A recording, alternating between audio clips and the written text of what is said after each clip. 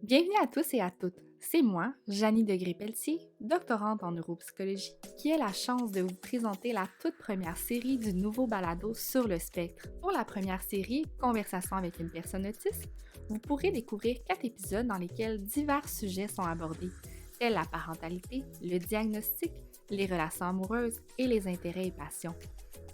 Comme son nom le laisse entendre, la série a pour but de donner une voix aux personnes autistes, en initiant une conversation avec elles et des chercheurs du domaine pour démystifier ce qu'on pense de l'autisme. Lors d'une brève discussion, on tente de faire rencontrer le vécu des personnes autistes et ce que la science nous dit sur le sujet. Pour le dernier épisode de la série, Tommy et Francis, deux personnes autistes, ainsi qu'Anne-Marie Nader, chercheure et clinicienne dans le domaine, discutent de l'importance des intérêts et des passions pour les personnes autistes. Je vous invite donc à écouter cet épisode et à découvrir les merveilleuses personnes qui y ont participé pour en apprendre davantage sur l'autisme. Bonne écoute! Bienvenue au balado sur le spectre. Donc, pour ce dernier épisode de la série Conversation avec une personne autiste, on va parler du sujet des intérêts et des passions. Donc, pour parler de ce sujet aujourd'hui, on a deux personnes autistes, donc Tommy et Francis. Bonjour. Bonjour. Allô. Donc, merci d'être là aujourd'hui. Dans le fond, je vais vous demander de vous présenter un peu pour qu'on apprenne à vous connaître pendant l'épisode. Donc, est-ce que vous voudriez me parler, puis nous parler en fait de vous, qui vous êtes, qu'est-ce que vous faites dans la vie, et depuis quand que vous savez que vous êtes autiste? Donc, tu peux commencer. Bonjour, moi c'est Francis, je suis autiste, en plus ça rime, j'ai 28 ans et on enregistre présentement pour ceux qui regardent sur YouTube, ceux qui écoutent sur Spotify, on enregistre en 2022 et c'est en 2022 que j'ai été diagnostiqué autisme. J'avais 27 ans bien sûr parce qu'il y a eu ma fête entre les deux, puis je suis une personne qui a beaucoup de passion, qui a des intérêts particuliers, des besoins particuliers et moi ce que j'aime c'est sur l'autisme, j'aime bien que mes défauts sur l'autisme soit rendu positif. Je transforme le négatif en positif et ça me fait beaucoup de bien dans ma vie parce que je réussis ma vie, je réussis à vaincre plusieurs défis. J'ai eu une enfance très difficile à l'école, mauvais diagnostic. J'ai poussé jusqu'en 2022 justement pour faire annuler le mauvais diagnostic comme qui pouvait m'envoyer dans une classe de troubles de comportement, dans un centre aussi pour avoir plus d'autonomie. C'est vrai que ça l'a aidé un peu, mais ça n'avait pas rapport avec ce qu'on m'avait diagnostiqué, qui était finalement, en fait, on m'a diagnostiqué le mauvais diagnostic. Okay. Le vrai, c'était autisme, puis j'ai été mal classé pour ça. OK. Fait que dans le fond, c'est récemment, là, on parlait un peu de ton processus, c'est récemment que tu l'as su que tu étais autiste. Ben, en fait, ça fait 10 ans que je le sais, mais ça fait 10 ans que les spécialistes le savent pas. Parce que, en fait, c'est pas qu'ils font mal leur job. C'est que au niveau des spécialistes, il y en a certains que ils sont pas encore au courant de tout. Puis là, ça commence, grâce à nous, d'expliquer un peu c'est quoi l'autisme pour que ce soit plus facile de diagnostiquer. Puis moi, dans la vie, j'aimerais ça peut-être plus faire des conférences, faire ce que je fais aujourd'hui aussi, en parler publiquement pour justement faciliter les gens à reconnaître leur autisme, ensuite d'en parler à leurs professionnels. Et les professionnels, eux aussi, ils ont plus d'expérience avec à déposer le bon diagnostic avec leurs connaissances qu'ils sont en train d'améliorer là, au cours des années. Je comprends bien. Puis toi, Tommy? Ben moi, c'est Tommy, j'ai 28 ans. Puis je suis monteur-assembleur, monteur d'acier. Puis mon diagnostic, je le connais depuis à peu près l'âge de 8 ans. Donc, moi, je le sais depuis ma plus tendre enfance. Fait que ça a été un processus d'apprendre à vivre avec ça. Puis de s'adapter, si on veut, aux différences que ça implique. Puis mieux gager les neurotypiques d'un certain sens. Bien dit, mieux gager les neurotypiques. Puis, en fait, je pense que il y a eu des changements, pour ceux qui ne savent pas, il y a des changements au niveau des diagnostics à travers les années. Puis toi, c'est ça, on va dire, on dit que tu es autiste, mais tu as eu un diagnostic un peu pas différent, mais tu peux peut-être en parler. Aujourd'hui, c'est englobé sous le TSA, le trouble du spectre de l'autisme. Oui. Puis à l'époque, c'était TED, trouble avec accent du développement. Oui. Puis moi, j'étais dans la catégorie TED non spécifié. Donc, un mélange d'autisme et d'Asperger. Et, Un mélange des deux, qui maintenant sont sous C'est ça. le titre On de m'a pas trouble. dit quel groupe d'autistes que je suis. Ça On m'a juste existe dit... plus, ouais. Ben, c'est parce que c'est de pas faire du cas par cas non plus. On est tous comme des humains, on est tous dans la même famille. Un autiste, ça a tous des problèmes différents. Donc, c'est pas parce que un autiste a tel problème que l'autre autiste a tel problème. Ouais. C'est pour mettre tout le monde dans la même famille puis de s'aider tout le monde ensemble. Ouais, non, tout à fait. Il y a juste une belle variabilité. Oui. Et dans le fond, la troisième invitée qu'on a aujourd'hui, c'est Anne-Marie Nader. Donc, Anne-Marie est neuropsychologue, ergothérapeute également et chercheur. Donc, Anne-Marie et moi, on a été ensemble au laboratoire d'intelligence et sur le développement de l'autisme, le labo IDEA. Donc, on a fait une partie. Moi, je suis encore au doctorat, mais Anne-Marie, elle a terminé depuis 3 ans. Donc, je vais la laisser se présenter un peu parce qu'elle n'est pas juste ces titres-là. Donc, un peu, qu'est-ce que tu fais dans la vie? Puis un peu tes sujets de recherche. Ouais. D'accord. Bien, ça me fait plaisir d'être là. Je trouve que c'est le fun qu'on puisse prendre le temps justement de discuter puis de mettre un focus un peu sur la question des intérêts.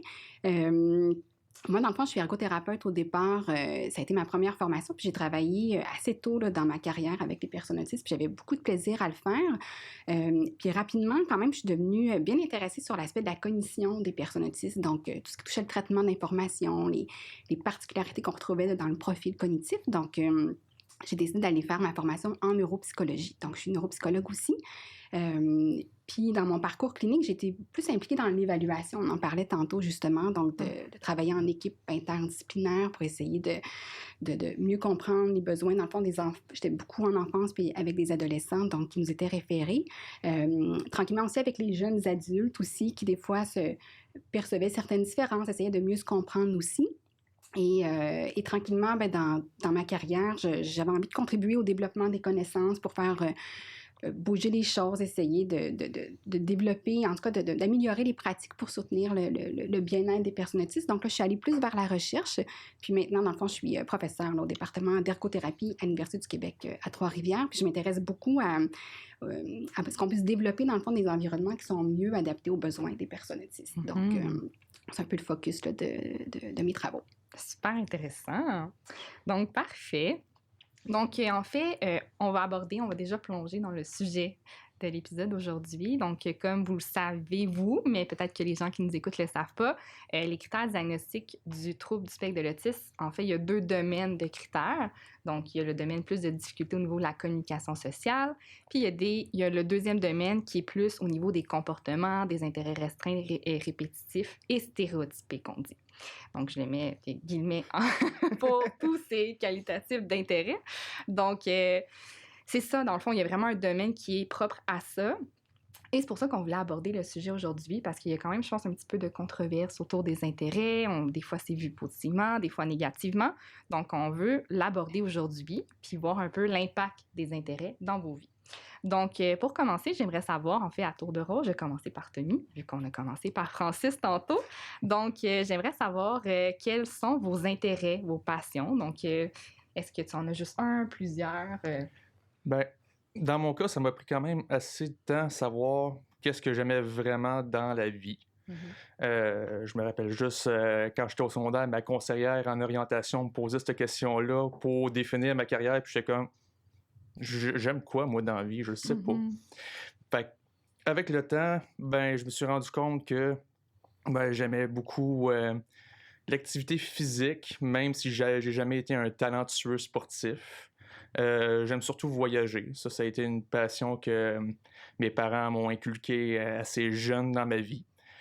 Puis sinon, avec le temps, ironiquement, les relations sociales, pouvoir sortir entre amis, voir du monde, puis c'est vraiment ça que je définis comme du bon temps de qualité, des intérêts, des passions.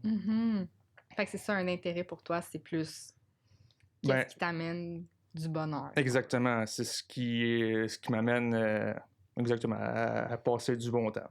OK. On pourra y revenir sur l'aspect social et tout. Là. Je suis intriguée. Je vais y aller avec Francis. Donc, c'est quoi présentement? Parce que je pense que je sais que ça l'a changé au travers des années, mais présentement, c'est quoi ton intérêt, ta passion? Il y a quelque chose qui n'a pas changé au cours des années, Ouais. puis c'est la passion. je sais pas si on peut dire que c'est un synonyme d'intérêt, mais j'ai vraiment une passion pour les lumières. Tout ce qui est les lumières, la luminosité, la couleur, le fait de pouvoir les contrôler, de faire une lumière à droite va être bleue, il faut qu'elle soit bleue à gauche, exactement à la même distance pour que je puisse avoir plus de concentration, pour que je puisse être plus à l'aise aussi, plus apaisé. Donc ça fait aussi un défaut, c'est que je travaille probablement plus le soir et la nuit parce que j'ai pas la lumière que je n'aime pas, qui est le soleil. On peut pas baisser l'intensité du soleil quand on est à l'extérieur, donc j'aime mieux aller avec ma propre configuration de lumière à la maison, et c'est pour ça que j'ai un problème, un trouble du sommeil. J'arrive à m'endormir tellement tard et je me lève tellement tard que ça me dérègle mon sommeil, mais j'adore tellement les lumières. À l'extérieur, je mets des lunettes de soleil. À l'intérieur, je mets mon propre setup. J'ai plus d'une dizaine d'écrans dans ma propre salle d'ordinateur parce que une lumière, c'est une lumière, mais un écran aussi, c'est une lumière. Tout ce qui est lumineux, j'adore. Ça, c'est la passion. Si on parle de mes intérêts, présentement, je joue au mini-pot, au mini-golf, tout ce que je vais caractériser ça comme un jeu de balle, un jeu de boules, parce que j'aime comment que ça fonctionne, cet élément-là, la physique et tout. Donc, j'aime beaucoup de choses, mais tant que ça donne une balle, une boule, le bowling, par exemple, j'ai été en 2009 avec le trophée au provincial pour l'équipe de la Rive-Sud de Montréal. J'ai gagné des médailles au provincial, premier en individuel dans ma catégorie. Ensuite, j'ai passé à 3-4 réseaux de télévision pour soit en équipe, soit en individuel élite junior, et remporter la première position, admettons, à RDS. Je gagne une bourse, je gagne la visibilité, puis j'ai réussi à aller au bout de mes objectifs. Puis maintenant, ben, c'est sûr qu'avec la pandémie, je suis moins au bowling parce que ça a dû arrêter à l'intérieur. J'ai trouvé une autre passion avec des petites boules. Je dis une petite boule parce que c'est pas mal plus appelé une balle. On appelle ça une balle de golf. Et ça, je joue au mini-pot avec ça. Au départ, j'ai toujours joué au golf. Mais déjà, ça peut être dur le physique, ça peut être dur d'être constant. Puis j'ai trouvé que au golf, mon point fort, c'est les potes. Mais après ça, il faut que je marche du terre de départ. Tout ce qui est difficile, tout ce que j'aime pas, mettons, aller jouer ma balle ou que dans les arbres, ou que j'ai peur comme... Non, je suis stressé, il fait noir, la luminosité est moins bonne, je perds ma balle. Au mini-pot, je perds jamais ma balle, sauf quand elle est dans le trou, parce que je la vois plus. Et là, ben, on peut crier « Birthday! » Et c'est un birthday. Et là, j'ai commencé l'année passée, et j'ai maintenant des trophées au provincial contre pas mal de vedettes, là. C'est sûr que je suis pas meilleur qu'eux, mais j'ai déjà été meilleur qu'eux au moins une journée dans l'année. Vous connaissez le célèbre Carl Carmoni, qui a été la vedette des années à la télé, là, un boursier de des milliers de dollars. Est-ce que c'est eux qui ont fait une parodie avec RBO? Est-ce que c'est ça? RBO, en fait, avait fait... Ouais, ben ça ressemble à pas mal à ça. Mais c'est lui qui parodiait là, dans un des sketchs, ou peut-être c'est ça? Ben, en fait, c'est le sujet. C'est comme de parler du mini-pot. Oui, en compétition. Oui, ben, je suis pas meilleur qu'eux encore, mais comme je dis, j'ai déjà été capable d'être meilleur qu'eux lors d'un tournoi particulier, même deux, et ça m'a fait chaud au cœur parce qu'il me reste juste à avoir la constance, parce que pour l'instant, je suis meilleur qu'eux, mais pas à tous les jours. Je me fais battre les autres jours, puis j'ai gagné le trophée de l'année pour la coupe d'été 2022 de minipot.net. J'ai gagné aussi une première position en qualification provinciale à Sorel-Tracy, au cumulatif contre tout le monde. J'ai plusieurs trophées. 2 autres aussi trophées en équipe de 2, soit en individuel, soit en équipe de 2. J'ai beaucoup gagné parce que ça fait juste un an que je joue au minipot, mais ma passion, écoute, ça prend pas mal de place. Des compétitions à toutes les semaines, même l'été. Et l'hiver. Quand tu te mets justement dans quelque chose qui t'intéresse, tu t'impliques. Puis je pense que vous avez remarqué que j'en parle beaucoup. J'ai pas de misère à parler quand on parle des intérêts. Puis quand je suis autiste, ben, on peut dire un autiste parle pas beaucoup, de la misère à s'exprimer. Attention, quand un autiste parle de ses intérêts, on n'a pas de misère à s'exprimer, puis tanner les autres. Donc là, ben, je te laisse la parole. Merci. Donc, en fait, ma prochaine question, c'est je voulais savoir si ça a toujours été votre intérêt, si vous aviez un intérêt spécifique. Là, on voit que clairement, c'est pas comme on pense. Donc, souvent, on pense que les autistes ils ont un intérêt, c'est les avions, puis c'est juste ça. Donc, c'est cool de voir que c'est plus c'est plus flexible, disons, mais est-ce que justement, peut-être que ça l'a changé dans votre vie? Parce que ça arrive des fois qu'il y a des personnes autistes qui, à certains moments, vont vraiment avoir cet intérêt-là spécifique, puis par la suite, ça change. Donc, je sais pas, toi, Tommy, quand tu étais jeune, est-ce que tu avais, surtout que tu savais que tu étais autiste quand tu étais jeune, est-ce que tu avais un intérêt spécifique pour quelque chose? Puis par la suite, est-ce que ça a changé? Ben, c'est sûr que côté voyage, quand on a l'âge de 8 ans ou 9 ans, on n'a pas la même passion, le même désir de faire des voyages, que ce soit en sac à dos, partir à l'aventure, tout ça. On est plus au stade Pokémon. Ouais. C'est quand j'étais jeune, c'était vraiment mon intérêt principal. Tout tournait autour des Pokémon. C'est arrivé en même temps là, dans notre enfance. Exactement. C'était dans les années 90, c'était très omniprésent. Puis fait que j'étais vraiment beaucoup focusé là-dessus. Puis avec le temps, ben, les intérêts, on découvre des nouvelles choses, on porte attention à d'autres aspects, d'autres genres d'intérêts, comme plus sportif, plus social, plus aventurier, si on veut. Fait que, on essaie des choses, ça marche pas tout le temps, mais à la fin, on découvre des intérêts qui nous rejoignent un peu plus, puis qu'on développe avec le temps. Puis que là, t'es justement à l'âge adulte, d'autres intérêts. Exactement. Puis peut-être dans 5 ans, à un moment de découvrir d'autres qui vont faire en sorte que je vais m'adonner à d'autres passions. Tout à fait, tout à fait. Puis toi, Francis? Moi, ça prend des critères en particulier. Il faut que ce soit quelque chose de répétitif et que j'aime beaucoup. OK. Au départ, si on parle des jeux vidéo, j'étais un accro comme pour faire les constructions dans Minecraft, un jeu vidéo. Et là, ben, je me suis dit, il n'y a pas de limite. L'imagination, j'ai créé, par exemple, un mini-jeu. Il y en a qu'on peut, ceux qui connaissent un peu Minecraft, on installe des plugins, on installe des configurations. Moi, avec la version de base, avec genre on appelle ça des blocs de commande, j'ai créé un jeu, ça m'a pris 1 an. J'ai installé 1500 blocs de commande pour tout relier ensemble et faire un jeu sans installer de plugin, de créer comme ma propre configuration de jeu. Puis ça, ben, ça m'a apporté beaucoup de temps, ça m'a apporté beaucoup de plaisir, mais j'ai dû changer de passion parce que fallait que je paye un serveur, fallait que je mette de l'argent. Après ça, c'est un jeu où il peut y avoir comme des hackers, des personnes qui vont juste utiliser des cheats dans le jeu. Donc ça prend beaucoup d'énergie parce que les autistes, ça prend du temps pour recharger sa batterie parce que tu n'as pas de la batterie en tant qu'autiste toute la journée si tu ne recharges pas. Parler de ses intérêts, ça recharge la batterie, donc là, c'est pour ça que je suis correct.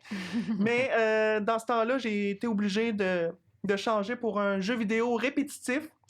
Et qu'il n'y a pas de personnes qui hackent, pas personne qui cheat, et d'en faire un travail aussi, autant que la passion. Ça s'appelle Rocket League. C'est un jeu de balles.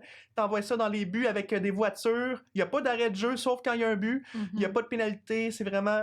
Quand il fait 5 minutes au tableau, c'est fini. Ça, c'est simple, c'est répétitif. J'ai atteint le grade, grand champion. Quand je dis que j'ai un intérêt, je fais tellement de répétitions que je deviens bon. Fait que ça, c'est un point négatif. En faisant beaucoup de répétitions, ça me permet de faire moins de choses moins répétitives. Comme quelque chose qu'on fait une fois par semaine, comme le lavage, des trucs de base, ben c'est pas répétitif, donc je suis moins à l'aise de le faire. Je suis comme, ça me tente pas, faut que je me fasse. Puis c'est quelque chose de répétitif, ça va m'empêcher de faire d'autres choses dans la vie. Mais le point positif de l'autisme, parce que le point négatif de l'autisme devient un point positif, c'est que je vais tellement faire de répétitions que je vais devenir un des meilleurs. Puis on n'est pas différent des autres. On peut être aussi bon que quelqu'un d'autre, mais l'autisme va tellement faire tellement souvent la même affaire parce qu'il décrochera pas comme au mini-pod. Je vais pratiquer pendant 4-5 heures de temps sans arrêt à faire le même trou pour trouver la solution parfaite, ainsi qu'au bowling, trouver la traque parfaite. Tant que j'ai pas trouvé, je m'arrête pas. Je m'arrête juste quand je suis brûlé. Ça va me prendre 1 semaine en prenant congé puis pour me remettre de tout ça. Justement, à ce niveau-là, est-ce que Anne-Marie, t'as peut-être au niveau clinique, est-ce que on a plus tendance à observer ça au niveau des personnes autistes? Est-ce que c'est positif, négatif? Je sais pas si t'as des éléments, ouais. Oui, ben ça évoque là, plusieurs choses. Je trouve ça intéressant là, de vous entendre, mais c'est vrai que c'est un aspect qui fait partie, quand tu parles de... Est-ce qu'on retrouve ça souvent? C'est vrai que ça fait partie même de la définition là, de l'autisme. Là. Les critères ont changé avec le temps aussi, mais si on regarde actuellement dans ce qu'on appelle le trouble du spectre de l'autisme, ou quand on prend l'autisme de façon générale, on a les 2 grands domaines là, de fonctionnement, tout ce qui touche plus la communication puis les interactions. Puis peut-être pour ceux qui connaissent un petit peu moins ça, c'est vrai que l'autre domaine qui englobe différents comportements, les intérêts, c'est un aspect qu'on retrouve souvent là, quand même chez les personnes autistes. Donc, c'est vrai que peut-être la façon qui est libellée, ça a un caractère un peu négatif. Puis ça, c'est intéressant que ça change tranquillement dans le temps aussi, puis que notre regard change par rapport à ça. Peut-être que les critères ont été définis par des personnes non autistes aussi, puis qu'on a tendance à attribuer une valeur négative à ces aspects-là, soit en termes de quelque chose qui devrait être là, qui est moins là, ou quelque chose qui est plus là, qui devrait être moins là. Mais c'est intéressant, je pense que dans les dernières années, il y a comme un mouvement, en tout cas, on le sent un peu en recherche aussi, où on implique plus de personnes autistes dans la recherche aussi. Le regard change tranquillement par rapport à ça. Puis effectivement, peut-être ce qu'on voyait comme quelque chose de plus négatif, ou en tout cas qui était véhiculé comme ça tend à changer là, tranquillement. Je ne sais pas si vous le sentez aussi. Puis je serais curieuse de vous entendre sur votre expérience aussi à l'enfance. Puis maintenant, si vous voyez cette tendance-là qui change, mais... c'est vrai qu'on a longtemps peut-être voulu, on avait cette vision de défaire ça en disant que c'est un peu ce que tu nommais, de dire ça empêche peut-être la personne d'explorer autre chose dans son environnement, mais sans prendre en compte qu'il y a beaucoup de positifs à ça aussi, puis que je trouve ce qui revient beaucoup quand je vous entends, puis ça corrèle vraiment à ce qu'on voit en recherche aussi, c'est un aspect important du bien-être des personnes autistes, fait que ça a comme un non-sens d'enlever ça, les intérêts, puis de vouloir couper ça. C'est comme si on ampute quelque chose qui est essentiel à la qualité de vie pour le bien-être. Je ne sais pas si ça évoque quelque chose, mais ça, quand on questionne des personnes autistes, c'est quelque chose qui est très lié au bien-être aussi. Donc, je pense que ça change doucement, mais effectivement, c'est quelque chose qui est très présent chez les personnes autistes à des degrés divers. Puis les schèmes d'intérêt peuvent être différents aussi. Il y a certains domaines qu'on revoit des fois un peu plus souvent aussi, mais ça peut être bien différent d'une personne à l'autre aussi. Mais cette idée-là de passion, d'intensité, ou de vouloir mettre du temps, puis de vouloir perfectionner ça aussi, mieux comprendre, c'est quelque chose cet engagement-là dans un sujet, c'est quelque chose qu'on voit souvent. Là. Non, tout à fait. Puis c'est ça, je pense qu'il y a des recherches, puis aussi la clinique, qui se sont quand même penchées sur... Au début, c'était un symptôme. Au final, les intérêts restreints, stéréotypés, puis c'était vu négativement pour les retirer. Mais comme tu dis, comme c'est lié au bien-être, ça portait un peu préjudice, ou ça faisait sortir des comportements qu'on voulait peut-être pas voir apparaître chez une personne. Donc, c'est cool que ça commence à changer. Tranquillement. Tranquillement. C'est sûr qu'en clinique, je pense c'est encore disparate. Puis, je sais pas comment pour vous ça a été aussi, mais tout n'est pas parfait, là, mais on est en évolution tranquillement. En tout cas, il y a comme un switch là, qui se fait tranquillement. Du coup, ça va être intéressant de voir comment ça peut évoluer vers ce point-là, parce qu'il y a beaucoup de choses qu'on peut prendre des intérêts aussi. Je pense que ça peut être un levier intéressant pour beaucoup de choses, juste en termes d'apprentissage, qui peut être là aussi, que de chercher à tasser ça. Mais entre autres, selon vous, pourquoi c'est vu si négativement? Commencez par toi. Je pense que le fait que, de façon stéréotypée, le fait qu'on s'intéresse uniquement à un seul sujet et très focusé sur ce sujet-là en sachant le moindre détail, ça fait un peu... C'est différent pour certaines personnes qui, eux, sont plus polyvalents dans plusieurs intérêts. Ils vont apporter un peu d'attention sur chaque sujet et s'intéresser à plusieurs choses. Tandis que pour une personne TSA stéréotypée, on est très axé sur un même sujet en connaissant de A à Z. Fait que je pense que cette petite différence-là fait en sorte que le monde voit ça comme un problème, mais ça ne l'est pas. Ouais. Tant que vous restez fonctionnel, justement. Exactement. Que ça n'a pas un impact. Toi, est-ce que tu as un autre avis, Francis? Moi, j'ai quelque chose qui va vraiment faire comprendre aux gens c'est quoi la différence entre un autiste et les personnes non autistes. C'est comme nous. On est comme des Mac avec nos logiciels. Puis les personnes non autistes, c'est comme des Windows avec leurs logiciels. Ils ne sont pas tous compatibles, mais fonctionnent très bien pareil. C'est comme... faut réagir différent avec... On appelle ça des besoins particuliers. Faut faire attention parce que les autistes qui ont besoin particuliers, eux, si on les empêche de faire quelque chose ou si ça trouble l'autiste, il peut faire une crise de panique, et là, ça peut être le point négatif. Il n'arrêtera pas sa crise, on va l'emmener en ambulance ou à l'hôpital. On ne sait pas quoi faire, on va le mettre en psychiatrie, des affaires comme ça. Le but, c'est de comprendre l'autisme, parce que même moi, je me rappelle que j'ai déjà fait des crises, et c'était seulement quand j'avais de l'incompréhension. Mettons, la personne dit « ça va passer », je suis la personne qui va le plus poser de questions, plus, par exemple, au dentiste. Ouais. Si je pose des questions sans arrêt, je vais savoir qu'est-ce qu'il fait dans ma bouche, je serai plus stressé. Ouais. Et c'est pour ça que ça peut être des fois fatigant pour la personne qui reçoit plein de questions. Ouais. Mais au contraire, il va être récompensé à ne plus voir de comportement plus d'agitation de l'autisme, parce qu'il va comprendre c'est quoi, puis il n'y aura pas de crise, parce qu'il va, mettons, dire, le parent peut même dire arrête de jouer au mini-pot, arrête de jouer au quai, concentre-toi sur tes études. Mais le vrai but dans la vie, c'est de réussir dans la vie, puis d'être capable d'aller loin. Mais en fait, c'est déjà ça, c'est déjà dans notre sang. Donc, c'est pour ça que le mieux, c'est d'apprendre là-dedans. Et là, tu en faisais part tout à l'heure, dans le passé, comme je disais tout à l'heure, j'ai été mal classé. Il y avait une classe disponible pour moi qui était les TED, troubles envahissement du développement, puis on était sûr, en tout cas, moi, j'étais sûr que j'étais autiste, mais l'école était sûre que je ne l'étais pas, donc m'a obligé de médication, m'a obligé d'être en trouble de comportement, puis d'y rester. À la mi-session, on a décidé vu que j'avais pas de problème de comportement, de me mettre en régulier. C'était encore pire pour ce qui est de l'apprendre. Puis, en fait, c'est tous des mauvais classements. Puis, à cause que on disait que j'avais un problème de comportement qui était juste les crises, juste parce que je ne comprenais pas ce que la personne voulait dire, donc je faisais une crise. C'était vu comme un problème de comportement, placé dans un centre pour régler ces comportements-là, régler l'autonomie. Donc, ça l'a pas réglé le comportement, ça l'a juste réglé l'autonomie. C'était pas une prison, c'était juste comme un centre pour donner des trucs. Puis j'ai sorti gagnant là-dedans pour l'autonomie, mais ça n'a jamais réglé mes problèmes de comportement. Les problèmes de comportement ont été réglés à l'âge adulte, fin de l'adolescence, au moment que j'ai compris qui je suis. L'autiste qui va se comprendre lui-même va être en mesure de ne plus faire de crise, parce que vraiment, la crise, c'est l'incompréhension. Et attention, quand quelqu'un fait une crise, la première vision de quelqu'un, c'est de l'envoyer en ambulance. C'est ce qu'on m'a fait.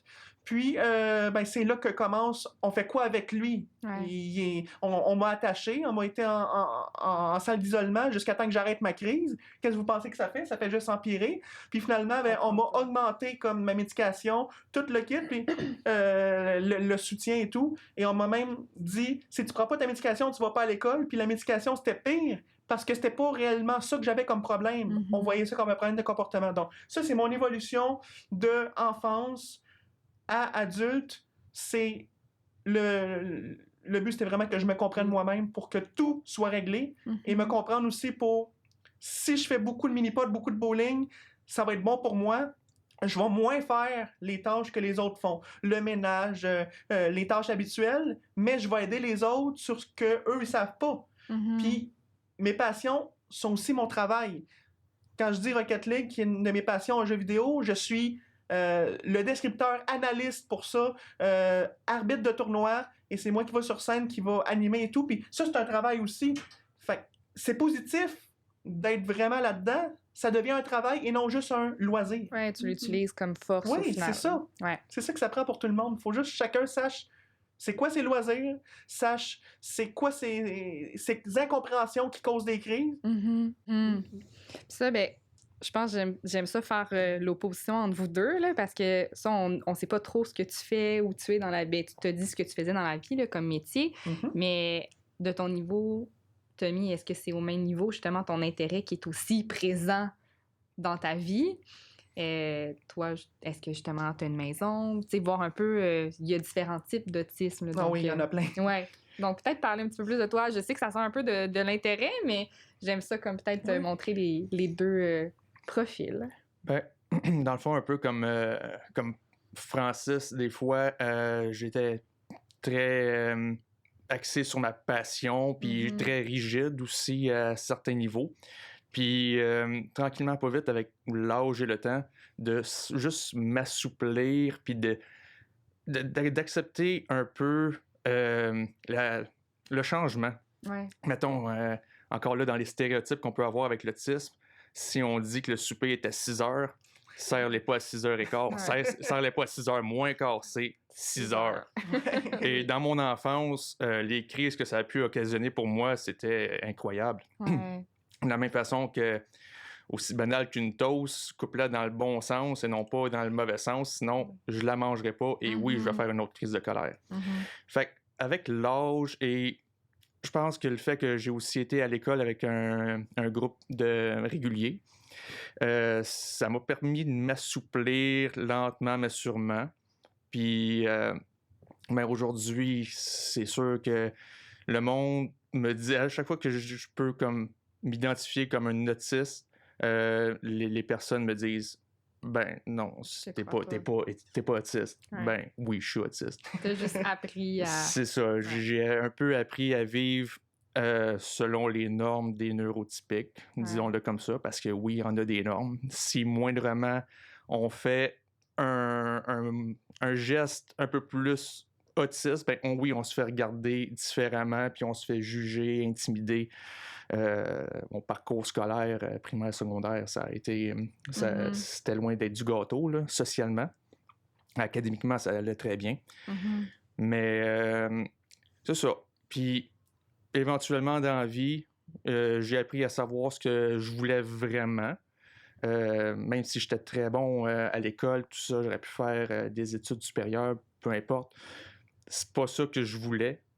Puis ça m'a pris 2 ans après mon secondaire pour que je réalise que même si j'étais pas une personne très douée de mes mains, je voulais travailler dans la construction, je voulais travailler comme monteur d'acier. Quitte à ce que ça me prenne 2-3 fois plus de temps qu'une personne neurotypique pour apprendre le métier. C'est ça que je voulais faire. Puis aujourd'hui, ben, c'est ça. Depuis 7 ans, je suis monteur d'acier. Puis... Bravo. Merci. Ouais. Moi, j'aurais une question. Oui. Quand on regarde dans la recherche, ce qui ressort beaucoup, c'est que les intérêts, l'aspect positif, c'est souvent des gens vont nommer que ça va aider, par exemple, à la gestion de l'anxiété. Ça va être un moyen qui va être apaisant aussi, puis ça peut être quelque chose qui est réconfortant. Puis l'autre chose aussi, on en parle un petit peu, le lien des fois entre tout ça, puis le travail, mais vous, dans votre cas, c'est ça, les intérêts, est-ce qu'ils servent, voyez-vous que ça peut être un tremplin vers autre chose aussi, des fois, cette place des intérêts-là ou des passions dans votre vie, est-ce que ça... Ben, si je prends vraiment mon intérêt du voyage très particulièrement, il n'y a rien de plus imprévisible que le voyage. Fait que pour moi qui était tellement rigide dans ma routine, puis dans mes habitudes, puis ça a été un gros step de juste pouvoir partir la première fois avec mon pack-sac seul. J'ai été en Afrique, faire un voyage humanitaire, puis de n'avoir que sur moi à qui me fier. C'est sûr que j'ai pris quand même pas mal de maturité à ce moment-là, puis fait c'est des opportunités. Il faut se laisser la chance à chaque opportunité pour essayer de grandir puis d'ouvrir nos horizons, selon moi. Puis toi? Moi, j'ai trouvé le truc et je vais venir me donner un conseil à la plupart des autistes qui peuvent être compatibles avec cette solution-là. C'est si un autiste n'est pas aimé au travail, si la personne n'est pas en accord avec toi, ben c'est correct, ok, tu laisses faire. Tu crées ta propre entreprise et tu travailles pour toi-même. Et c'est ce que j'ai fait. J'ai créé ma propre entreprise. Je travaille pour moi-même. Je prouve avec des vidéos, parce que c'est bien les vidéos pour prouver. C'est encore mieux. Et je prouve ce que je suis capable de faire. Je pousse loin et je fais du bénévole pendant que j'apprends. Donc, je vais venir animer un événement, je vais venir la filmer, mais je te le fais gratuit. Et là, ça l'apporte que après ça, l'employeur, dans 10 ans, va dire qu'est-ce que tu as fait à l'école pour apprendre? Rien. Tu ne dis pas ça. Tu dis voici mon bagage, j'ai fait des émissions, j'ai fait tout ça, regardez la vidéo, je suis bon, je suis capable. Puis la personne va pas regarder ton bagage académique, même. On va dire j'étais très bon à l'école, j'ai arrêté juste parce que j'ai trouvé la solution d'ouvrir ma propre entreprise. Mais va pas regarder si j'ai un secondaire 5, va pas regarder si j'ai fait des études universitaires, même si la plupart des personnes, la norme, c'est ça. Moi, ils vont regarder mon bagage. Un CV, ça peut être aussi fort qu'un secondaire 5, ça peut être aussi fort que l'étude, parce que les études, c'est pour devenir bon. Si tu es déjà bon parce que tu as fait beaucoup de bénévolat, ça te coûte rien, puis tu forces sur apprendre par toi-même en même temps, ça m'aide à me comprendre moi-même, comment je suis, et ça me fait justement devenir meilleur, ça coûte rien, puis si je fais du bénévolat, par exemple, un mini-golf intérieur, parce que je joue au mini-golf intérieur l'hiver, ben le propriétaire va dire « Ah, t'as fait du bénévolat pour moi, tu payes plus jamais, c'est gratuit. » Et c'est le cas. J'ai un mini-golf que je paye pas l'hiver parce que j'ai aidé. Ouais. J'ai vraiment décidé d'aider. Puis, je paye pas. Donc, ça baisse mes factures. Ça me permet de plus me filmer en jouant aussi, de mettre plus de CV, de mettre plus de choses dans le CV. Puis, ça me permet d'être moi-même avec mes propres limites. Parce que... Je pense que tu amènes un point intéressant, c'est que le monde se font tellement d'idées par rapport à la scolarité d'une personne. Moi, en construction, le stéréotype de la construction, c'est que c'est des personnes qui n'ont pas réussi les études supérieures. Puis, je connais des personnes qui ne sauraient pas écrire une phrase sans faire de faute dedans, mais ils savent construire un pont. Oui. Il ne faut pas s'arrêter à une sorte d'intelligence, à dire « OK, tu as réussi tes études supérieures, ça veut dire que tu es intelligent. » C'est une large gamme, une large palette, l'intelligence, puis il faut reconnaître chacune d'entre elles. Puis chaque personne peut dire une opinion différente sur « Toi, t'es intelligent parce que... » Toi, t'es intelligent parce que... Si tu demandes la même question à deux personnes, ils vont pas te dire... Pour cette personne-là, ça veut dire quoi l'intelligence? Ils vont pas dire la même chose. Donc, c'est vraiment comme... Ça appartient à chacun, sa façon de penser. Une chose que je trouve intéressante dans ce que tu dis, c'est de justement qu'il y a des environnements où tes intérêts sont pas acceptés. Donc ça, c'était une de mes questions. Si votre entourage a accepté vos intérêts, donc toi, Tommy, je pense que tes parents t'ont un peu donné le voyage a été inculqué par mes parents. Ouais. C'est sûr que quand ma mère m'a vu partir pour la première fois en Afrique, c'était à son grand dame là, qu'elle me voyait partir tout seul. Ouais. Mais non, mes parents, j'ai eu des parents extraordinaires, tout le temps très acceptants de peu importe ce que je voulais entreprendre, puis aidants aussi, ils voulaient s'impliquer dans mes projets.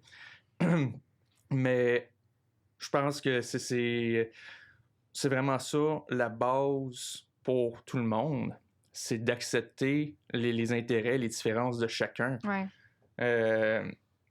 Ça serait mentir de dire que ça se fait tout le temps. Il y a des personnes qui ont plus de misère à accepter ça. Mais de mon côté à moi, mes parents, ils ont tout le temps été là pour moi, puis j'ai tout le temps été entouré de bonnes personnes. Ça m'a aidé à grandir. Ouais. Même dans ta famille élargie, il y a comme jamais un mononcle qui était comme « Ah, là, lâche les Pokémon. » Non, pas du tout. Puis, comme je dis, c'est mes parents ont même cherché des ressources à l'extérieur, des TTS, puis des personnes pour mon premier emploi, pour vraiment m'entourer. C'est quoi les TTS? Technicien en travail social. Parfait. Puis... je pense à celle qui m'a suivi tout au long de mon secondaire. Ça aurait été un parcours autrement différent si elle n'avait pas été là. Ouais. Qui m'a aussi aidé à faire la liaison pour mon premier emploi. Donc, toutes ces petites personnes-là qu'on croit qui sont là pour nous aider, nous appuyer, puis à grandir dans la vie, c'est important pour les personnes autistes. Puis, pour ça, j'en suis complètement reconnaissant. Est-ce que je peux poser une sous-question? Bien sûr, Anne-Marie. Est-ce que, c'est les deux, vous avez parlé de l'école aussi, que ça n'a pas toujours été évident. Est-ce que, par rapport aux intérêts, est-ce qu'il y aurait quelque chose à revoir dans le fond? Est-ce qu'on pourrait donner cette place-là plus grande, plus tôt dans le parcours? Est-ce que ça pourrait... qu'on puisse les utiliser, ces intérêts-là, pour aller plus loin, de l'école puisse en tout cas, de vous entendre sur l'aspect de l'école. Je pense que ça a été quelque chose que vous avez nommé tous les deux. Ben moi, je pense que la solution numéro 1, c'est le diagnostic à l'enfance. Plus vite que tu as de diagnostic, plus vite qu'on peut te mettre dans des classes d'adaptation. Et au lieu d'avoir plein de classes d'adaptation, de troubles de comportement, il y en a qui vont se reconnaître à la maison, je suis sûr. Un autiste qui est classé en trouble de comportement parce qu'on croit et on est sûr qu'il n'est pas autiste. Puis après ça, quelques années plus tard, comme moi, on apprend que je suis autiste par diagnostic officiel. On le confirme, en fait. Ben, j'aurais été bien mieux classé si on aurait eu un diagnostic plus tôt. Donc, c'est pour ça que je forçais pour avoir le bon diagnostic. Mais Moi, je dirais que ce serait les autistes qui devraient aller dans les classes, un peu comme je voulais faire des conférences et expliquer aux gens comment reconnaître un autiste. Parce que c'est pas obligé d'être des spécialistes qui reconnaissent l'autisme. La personne lui-même peut dire « Ah, je pense que je peux être autiste », puis là, cette personne-là va aller voir un spécialiste et avoir un diagnostic. Au lieu d'attendre le spécialiste qui va faire « Bon, qui dans mon école a des possibilités d'être autiste? » Mais là, ça peut être plus long, plus dur. Parce que quand tu es dans une classe spécialisée pour les autistes comme anciennement TED, trouble envahissement du développement, maintenant appelé TSA, trouble du spectre de l'autisme, eh bien, ça me permet d'avoir un professeur qui va pas dire « Arrête de jouer avec tes Pokémon ». Ça va être adapté à... Ça va être « Joue avec tes Pokémon ». Ça va te permettre d'être plus concentré. Et ça permet que ce soit des groupes réduits, que ce soit quelqu'un qui va accepter que chaque autiste aille avec son intérêt particulier, ses besoins particuliers, parce que moi, je dirais vraiment que un autiste, c'est vraiment caractérisé comme quelqu'un avec des besoins particuliers. Donc, tant qu'un professeur qui connaît ça, puis que tout le monde dans la classe a ces besoins-là particuliers, même si chaque besoin est différent, mais le professeur va, mettons, dire « Bon, c'est dur de la concentration pendant 30 minutes, vous avez 15 minutes pour jouer, puis on reprend le travail après. » Tandis qu'en classe régulière, c'est ben, termine le travail, puis si t'as pas fini, tu feras un devoir à soir. Le stress embarque sur l'autisme. J'ai pas compris la question, donc je lève la main, j'attends que le professeur me réponde, il me répond. Je reviens en file pour répondre à une autre question parce que j'ai pas compris l'autre question. Puis là, on me dit « Moi, mais attends un peu, là, il y a d'autres mondes avant toi. » La crise embarque parce que j'ai encore une autre question. Comment tu veux travailler à quelque chose que tu comprends pas? Donc, là, il y avait l'éducateur spécialisé qui s'assied à côté de toi, mais des fois, ça crée plus de stress aussi parce que t'arrêtes pas de poser des questions à l'éducateur aussi, puis l'éducateur fait « Mais commence par apprendre à toi-même. Mais des fois, c'est juste le langage, l'expression que je comprends pas, puis quand on m'explique d'une autre façon, d'une autre phrase, je vais comprendre tout de suite. Donc, c'est certaines expressions, certains langages, certaines façons de parler que je peux avoir de la difficulté, puis à ce moment-là, ben, ça me permet de m'empêcher d'avoir du stress. Mais l'école, ça a toujours été plus adapté de ce que c'est ça. L'adaptation que j'ai eue en classe régulière, c'est tu fais pas comme les autres, tu t'en vas en retrait. J'étais en retrait. Ben, c'est pas une adaptation, ça. Non, mais c'est ça c'est l'adaptation qu'ils font avec les personnes. Et on m'emmenait en retrait, ce qui m'empêchait de faire le travail, ce qui m'empêchait de tout faire. Puis j'étais tellement en retrait souvent parce que j'avais juste une question puis je comprenais pas. Fait que je travaillais pas. Que on m'a dit à un moment donné, le directeur de l'école m'a dit ben tous tes retraits, t'as plus besoin de les faire, on voit que c'est pas ce qui aide pour toi parce que c'est pas adapté à toi. On a commencé à comprendre que c'est pas les retraits qui fait la différence, c'est plutôt le fait que j'étais pas haïssable à l'école, j'étais pas mauvais, c'était juste, j'avais une question, puis ça m'amène à aller en retrait, ça m'amène à aller en trouble de comportement. Pourquoi? Donc, les classes de trouble du spectre de l'autisme devraient être plus compris, peut-être plus répertoriées pour les autistes. C'est ça la solution à la base, être bien classé. Mais j'aimerais faire l'opposition avec Tommy qui a été en classe régulière. Donc, est-ce que tu penses que ça aurait été mieux si t'étais en classe... Parce que ça t'a comme aidé. Désolée, je t'ai coupé, mais ça comme... non, mais personnellement, je ferais pas mon cheminement différent. Puis, ben en fait, je sais pas si tu te rappelles, nous on se connaît du primaire, puis j'étais accompagné d'une accompagnatrice. Puis au primaire, cette personne-là m'aidait vraiment à focusser sur les bonnes choses en classe. Malheureusement, aujourd'hui, il manque tellement de ressources pour toutes ces personnes à besoins particuliers-là. Mais j'ai été un des chanceux qui a pu avoir accès à ces ressources-là, qui m'a aidé à avancer. Au secondaire, ben encore là, académiquement, ça allait super bien. Dans les meilleurs de classe, que je performais à toute allure. Socialement, j'étais étiqueté.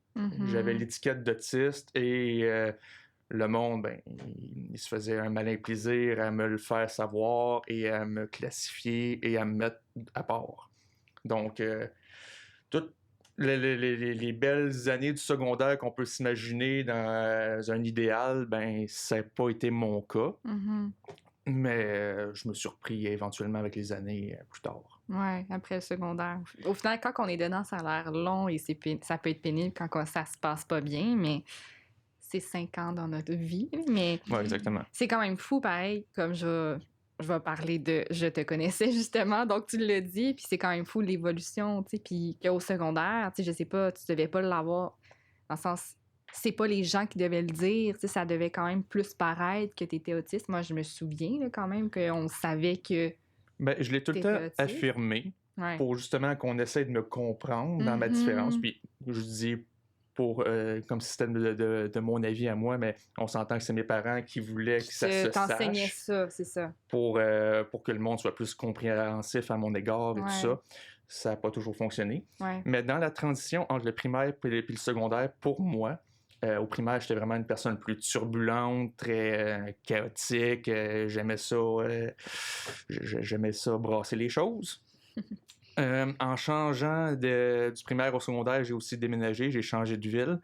Et puis, vu que j'ai réalisé que le primaire, ça me causait de l'intimidation à cause de mon comportement trop erratique, ben, j'ai plus décidé de me renfermer sur moi-même. Okay. J'ai décidé de me dire, c'est correct, j'achète plus personne, je m'occupe de mes petites affaires personnelles, puis je me ferme comme une huître.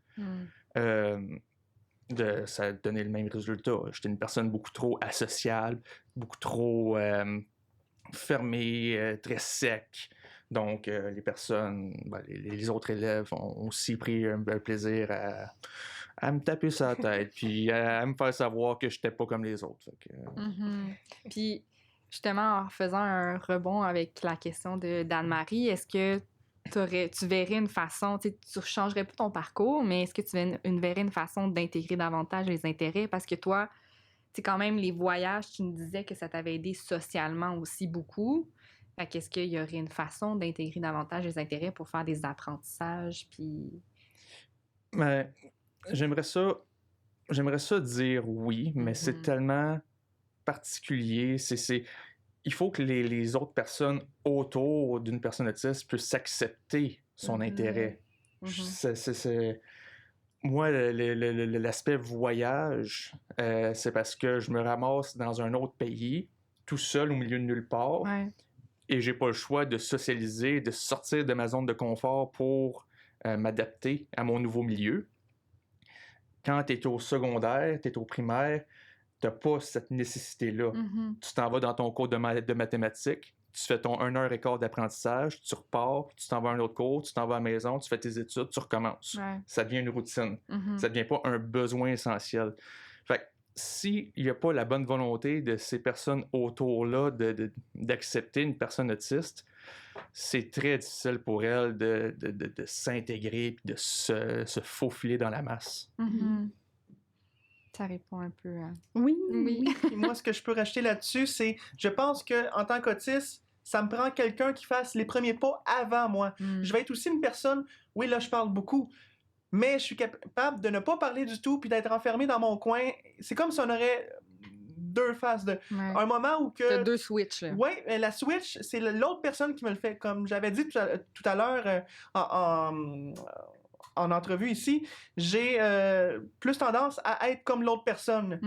La personne est fâchée, je vais être fâché.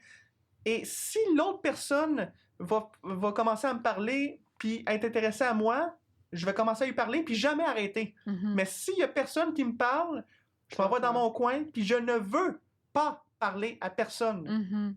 Ouais. On n'est pas exactement reconnu pour ça non plus, le côté social de la chose. Là. Si on n'est pas approché par quelqu'un, ça va nous en prendre beaucoup pour approcher quelqu'un à notre tour. Là. Fait que, Et les passions fait en sorte qu'on est plus facile d'intégration.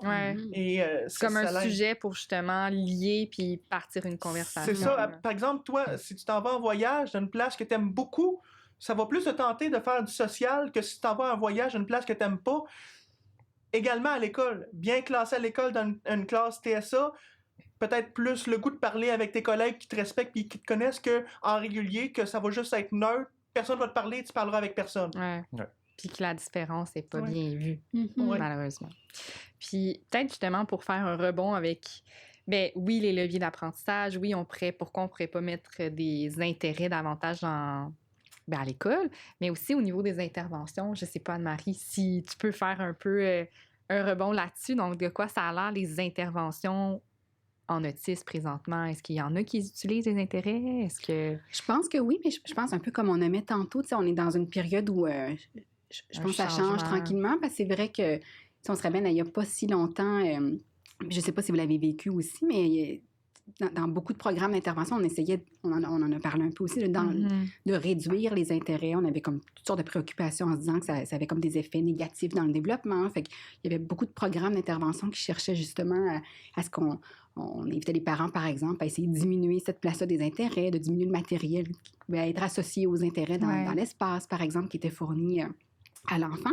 Mais je pense que ça change doucement, puis qu'on le voit de moins en moins ça, puis qu'on commence à voir justement que les intérêts peuvent être vraiment un levier pour... puis il y a plusieurs projets qui sont en cours aussi, qui sont intéressants à ce niveau-là aussi, mais de voir, je sais pas, un enfant qui a un intérêt pour, peu importe, les sciences, les dinosaures, peu importe, on peut utiliser ça comme tremplin pour faire des maths, apprendre à lire. Puis faire du social. Puis faire du social aussi, puis apprendre... Puis on le voit chez les adultes aussi, comment... certains vont utiliser leur intérêt comme un tremplin pour le travail, justement, puis qu'à travers cet intérêt-là, on peut développer des compétences transversales aussi, apprendre à s'organiser au travail, encore là, des habiletés des fois relationnelles qui peuvent être là aussi. Fait je pense que ça bouge, puis qu'effectivement, il y a un levier là qui est intéressant, puis ou le regard par rapport aux intérêts, en tout cas, on change. Oui, puis juste dans les termes qu'on utilise aussi, ça bouge doucement. On essaie de moins dire stéréotypé, puis restreint. C'est ça, puis on va parler de passion aussi, tout à fait. Ou de force, comme vous l'avez dit aussi, d'intelligence, de force qui sont spécifiques. Ça rejoint beaucoup nos sujets de recherche, disons. Oui, tout à fait. Je pense en tout cas, je souhaite, puis je pense qu'on est plusieurs à le souhaiter, que tout ça évolue là, rapidement pour que ça puisse, on puisse se donner une place plus grande, puis qu'on puisse voir que ce soit pas vu comme un aspect négatif, mais qu'on puisse voir le bon de ça aussi, puis qu'on puisse l'utiliser pour la suite. Là. Pas que ce soit un symptôme, parce que les symptômes, c'est comme négatif. On est comme ça. Puis c'est ça, c'est comme une différence. Moi, c'est vraiment une différence. Ben, on est rendu à la fin. Donc, avant de terminer, en fait, j'aimerais savoir ce que vous voudriez que... Je vais passer à travers les trois. Ce que vous voudriez que les gens retiennent. Donc, peut-être 2 points. Non, on est 3. Mais vous êtes 3. Donc, 1 point chaque que vous voudriez que les personnes qui nous ont écoutés retiennent de notre discussion. Ça peut être sur les intérêts ou ça peut être at large sur l'autisme. Donc, comme ça, un point, un conseil, quelque chose que vous voudriez que les gens retiennent de l'émission d'aujourd'hui.